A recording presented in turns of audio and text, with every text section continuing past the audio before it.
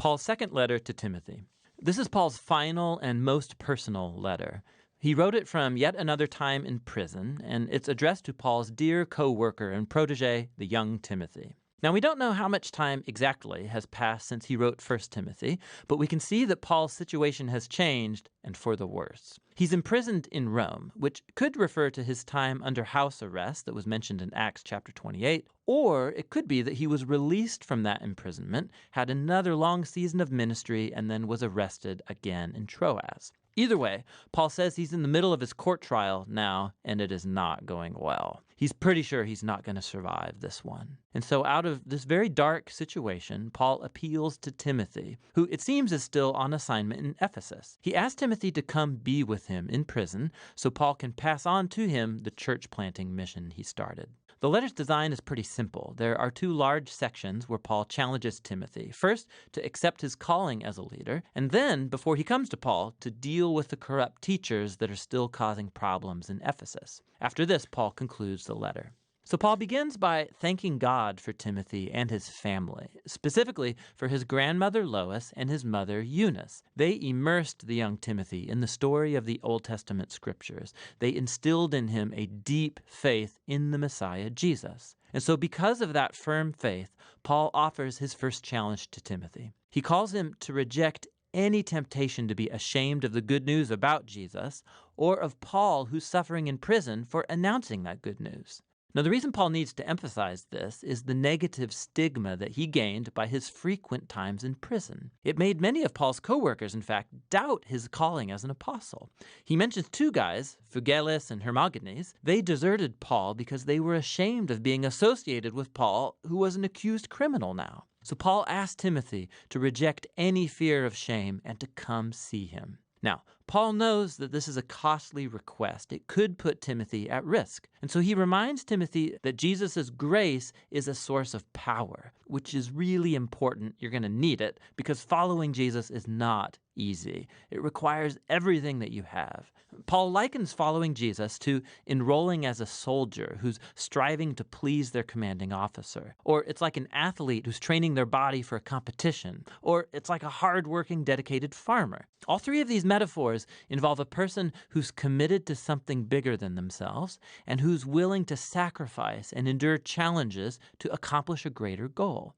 And of course, the highest example of this is Jesus himself. Because of his commitment to the Father, he suffered crucifixion by the Romans. And similarly, Paul himself is now suffering in a Roman prison. Hardship and sacrifice are inherent to the Christian life. And this is why Jesus' resurrection is the foundation of Christian hope. Or as Paul puts it in a short and very powerful poem, if we died with him, then we will live with him.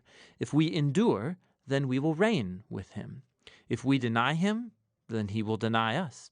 If we are unfaithful, he will remain faithful, for he's unable to deny his own nature. God's love for our world has opened up a new hope through the death and resurrection of Jesus.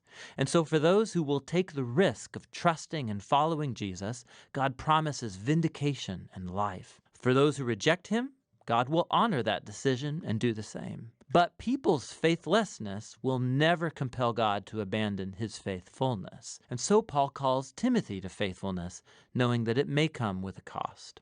Paul moves into the second half of the letter, calling Timothy to confront the corrupt teachers in Ephesus before he comes to Rome. Their teaching is spreading in the Ephesian church like a cancer. They've targeted and corrupted a number of influential women in the church. These are likely the wealthy women that Paul had to deal with in his first letter to Timothy. He doesn't offer much detail about the teacher's bad theology. Timothy already knows about it.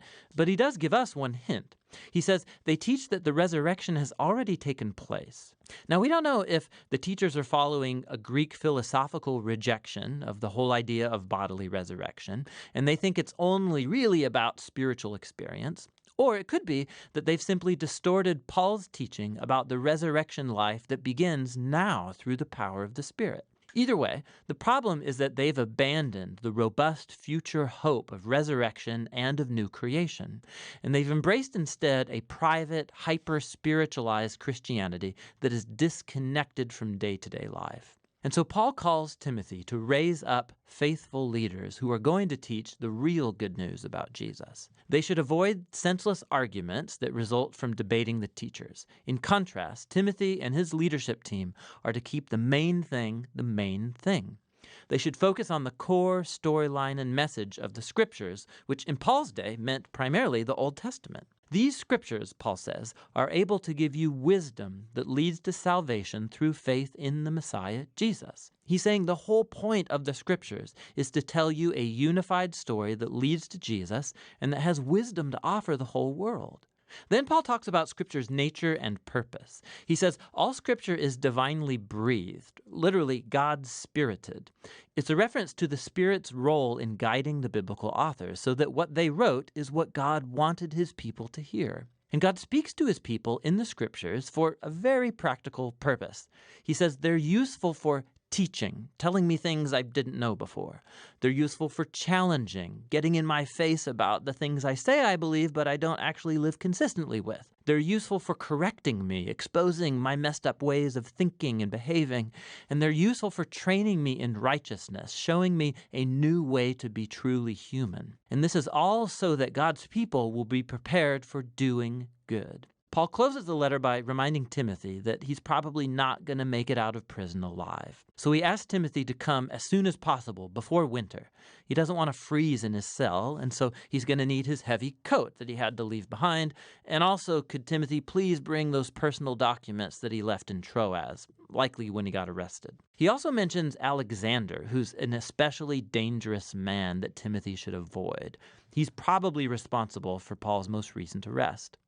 Paul concludes by mentioning how nearly everyone's abandoned him in prison, and his only source of comfort now is the personal presence of Jesus, who stands with him and will deliver him even if he dies. And so the letter ends. The letter of 2 Timothy stands as a reminder that Paul's very influential life and mission were marked by persistent challenge and suffering and struggle. Following Jesus involves risk and sacrifice. It means inviting tension and discomfort into your life. And these things are not a sign of Jesus' absence. Rather, as Paul discovered with generations of Christians after him, that precisely in those dark and difficult moments, Jesus' love and faithfulness can become the most tangible and real. And that's what 2 Timothy, Paul's final letter, is all about.